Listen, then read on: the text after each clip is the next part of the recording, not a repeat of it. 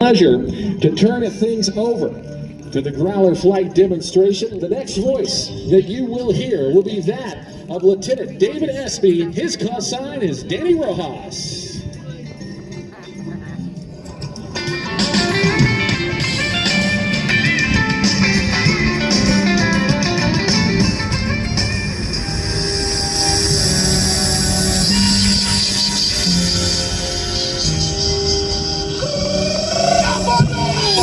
Good afternoon, Tucson. The United States Navy and the VAQ-129 Vikings are proud to present the EA-18G Growler and the Legacy Flight Demonstration Team. I am Lieutenant David Espy, call sign Danny Rojas, Electronic Warfare Officer and your narrator for today's Growler Airshow performance.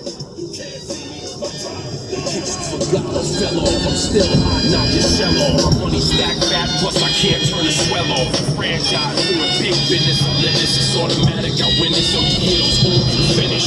Ladies and gentlemen, boys and girls, from your left, your Growler Airshow team is taking the runway and showbox to perform a maximum afterburner takeoff break.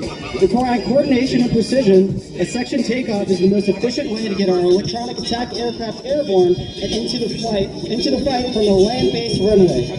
As you might notice, it's also the loudest. In any weather, I'm never better. Your boy's so hot, you never catch me in the next man's sweater. If they hate, let them hate. I drop your whole plan. Lay your ass down for that 3 seconds tag. Your time is up, my time is now. You can't see me, my time is now. It's the franchise, boy, I'm shining now. You can't see me, my time is now. It's gonna be what it's gonna be. Pound of courage, body base, 10 pants for the golden tee. It's a war dance, a victory step. A boss stance is a gift, the new assist is my rep. John Cena trademark, y'all are so-so. Talk about the break you made, but don't know the recipe for dodo. Aiming guns and all your photos, that's a no-no. When this pop, your lip lock, your big tops are blatant no-so. See what happens when the ice age melts. You see monetary status is not what matters, but it helps. I'm rocking timepiece by Benny, if any. The same reason y'all could love me is the same reason y'all condemn me. A man's measured by the way that he thinks, not clothing lines, ice links, leather and minks. I spent 20 plus years seeking knowledge itself. So for now, Mark Blake is living life for well. Your time is up, my time is now. You can't see my time is now. It's the franchise, we're shining now. You can't see me, my time is now. Your time is up, my time is now. You can't see me, my time is now. It's the franchise, we're shining now. You can't see me, my time is now.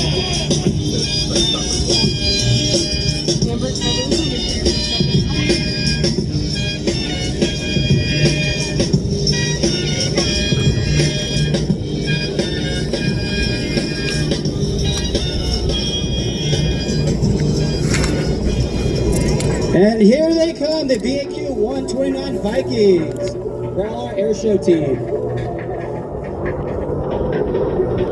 As the youngest member of the F8F family, the Department of Defense is being there and electronic attack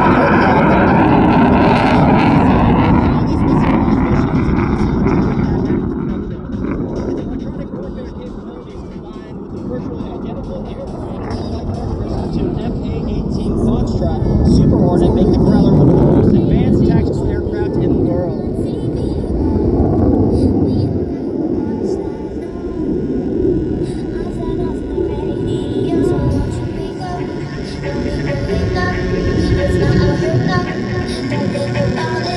The lead Growler in today's performance is flown by Lieutenant Scott Crowder, call sign Mr. Rogers from Livermore, California.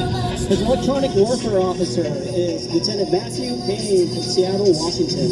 Dash 2, their wingman, is flown by Lieutenant Robert Curry, call sign Nice Man from Atlanta, Georgia. And his electronic warfare officer is Lieutenant Ryan James, call sign Dobbin from Annapolis, Maryland.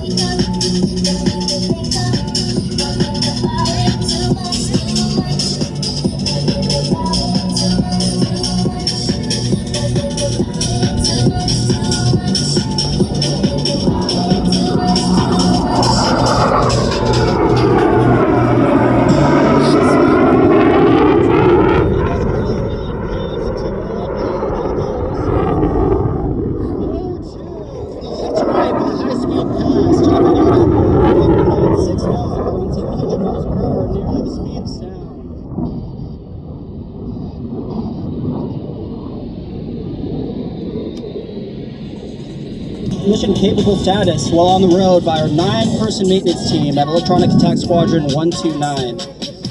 Special thanks to our team for preparing the jets for today's show.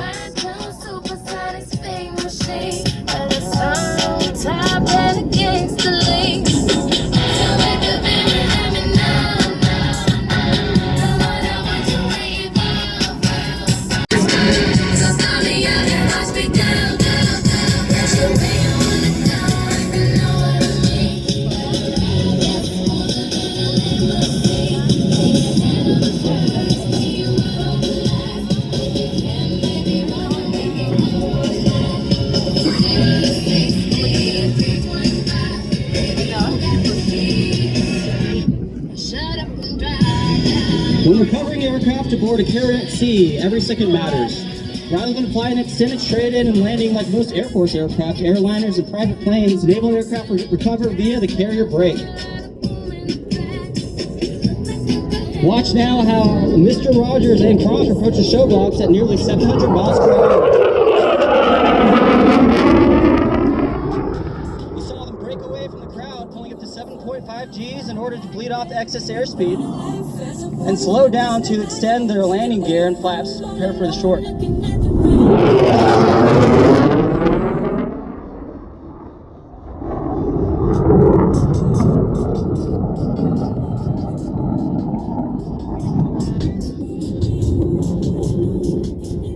Regardless of weather and sea conditions, precise stick and throttle inputs from the pilot are essential to land safely on an aircraft carrier. As the Growler on the left decelerates and applies a constant approach trim, they will call the ball, indicating to the landing signals officer standing on the ship that the pilot has the landing area in sight and is ready to come aboard. Those officers, better known as paddles, will respond with a Roger ball, giving the pilot clearance to land. From there, they will monitor the landing, always ready to assist pilots over the radio if necessary to ensure safe landing. Listen closely now as we go inside the cockpit. Excuse me. 571, 3/4 mile long glide path on course, call the ball. 571, Grizzly ball, 13-6, Kronk. Roger ball.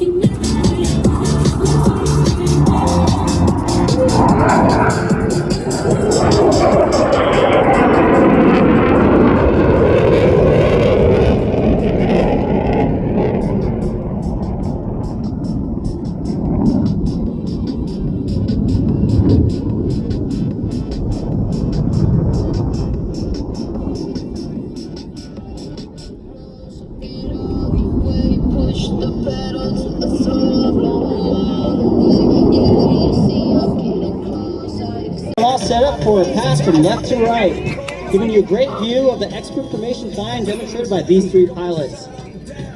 Please direct your attention to the left as the Bearcat leads the Growlers in the flat pass.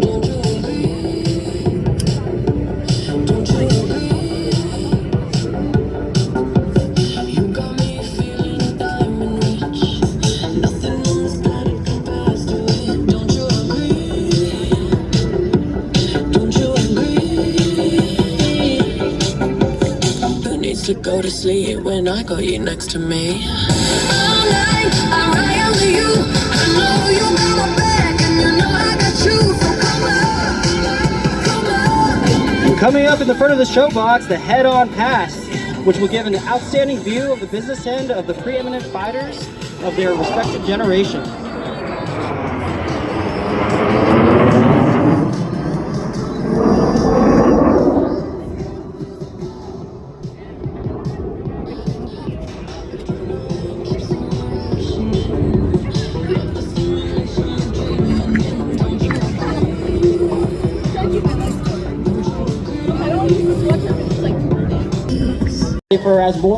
Already as more than 80 years in naval aviation history passes by. The U.S. Navy Legacy Photo Pass.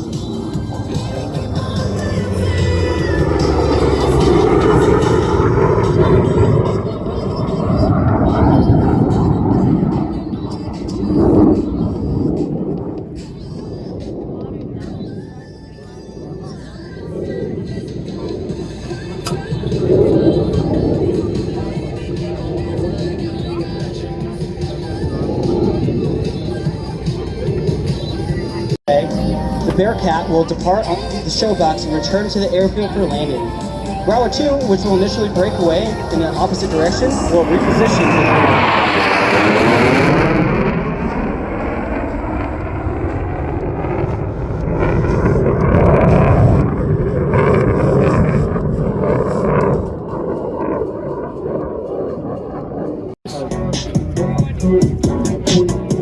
And as Mr. Hinton comes to land in the Bearcat, cover your ears, here comes Growler 2 with a fast left to right pass.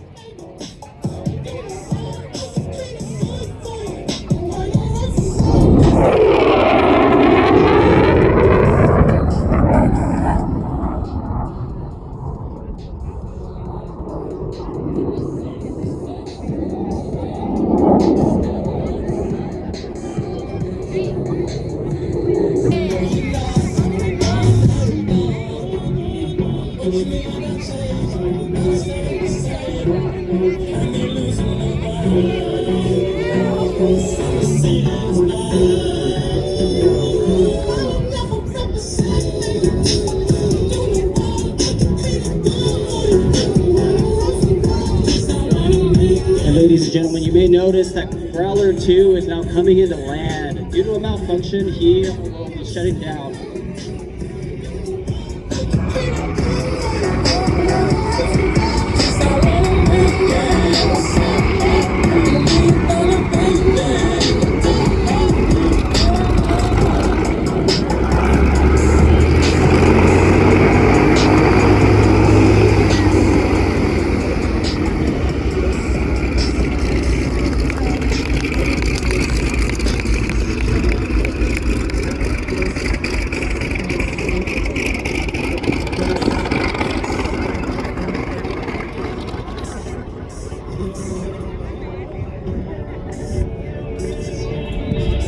The Growler 1 will now execute a snappy 90-degree turn to the left motor and quickly correction.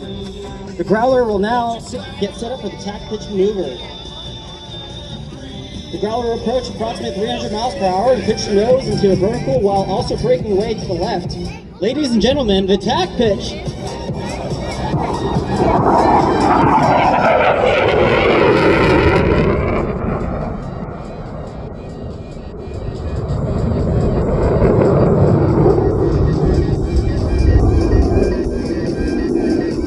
Once again, you can see the ability of the Growler to reposition its nose position rapidly, making it a formidable force fighting another aircraft in close quarters.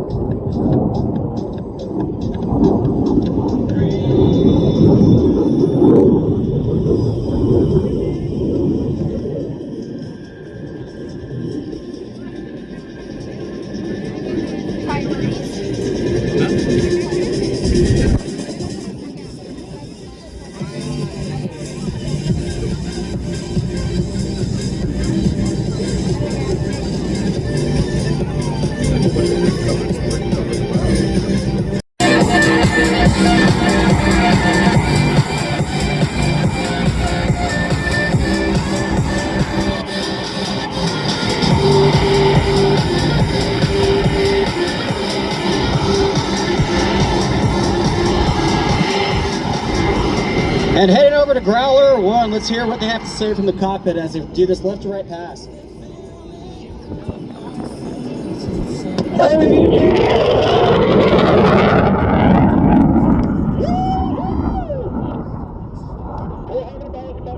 can legally have it work right now.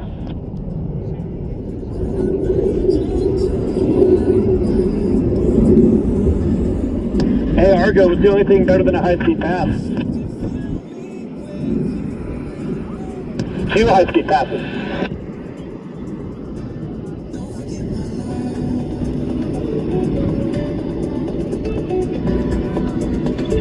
Interesting fact about the pilot in that jet.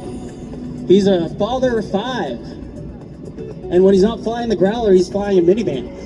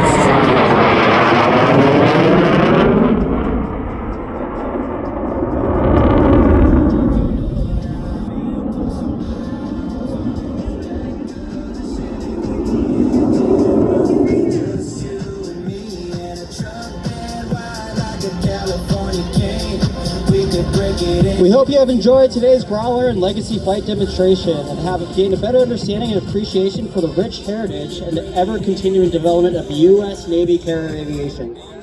For updates on the Growler team and upcoming events, find us on Instagram and toss us a follow at Growler Airshow Team.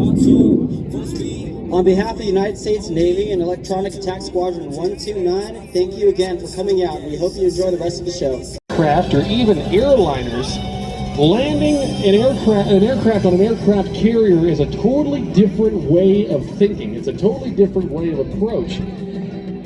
And unlike the airplanes and the type of flying that I mentioned to you, the Navy, when they land on an aircraft carrier at sea, they do not flare the aircraft. They try to plant the airplane onto that deck as quickly as possible, working to catch one of typically 3 or 4 wires strung across the back end of the aircraft carrier deck.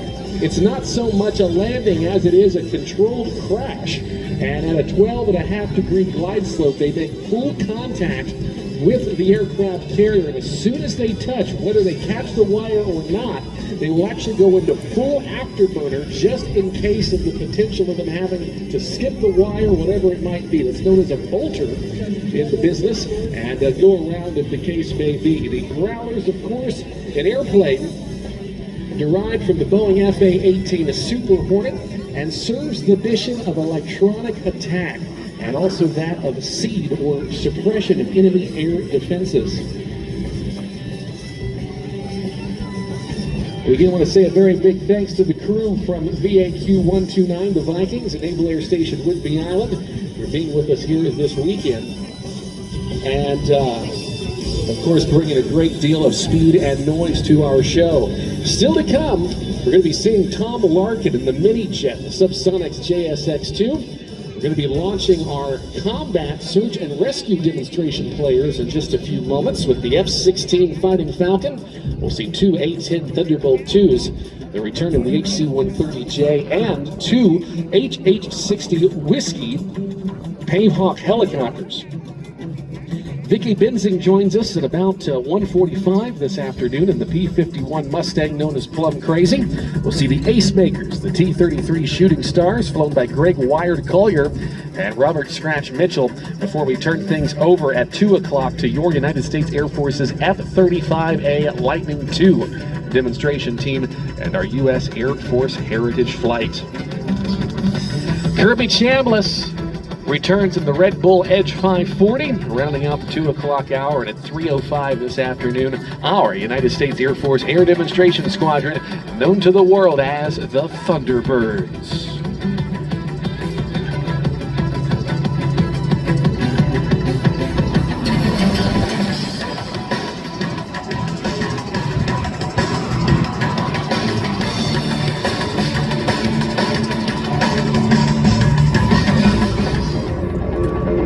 On the takeoff roll now from the left, a quintessential modern fighter.